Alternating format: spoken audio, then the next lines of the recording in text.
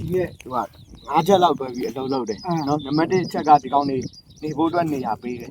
နော်နံပါတ်2ချက်ကကြတော့ဒီကောင်နေစားမဲ့အစာလောင်းမဲ့အခန်းတစ်ခန်းပါတယ်နော်နံပါတ်3ချက်ကကြတော့ဒီကောင်နေရှူမဲ့အောက်ဆီဂျင်ရှူမဲ့အခန်းပါတယ်နံပါတ်4ချက်ကကြတော့ဒီကောင်နေတောက်မဲ့ရေတောင်ပေးတဲ့အခန်းတစ်ခန်းပါတယ်နံပါတ်5ခန်းကြတော့ဒီကောင်တွေအတွက်အစာချက်ပေးမဲ့ကောင်တွေတို့ဒီကောင်တွေကိုယောဂကာကွယ်ပေးမဲ့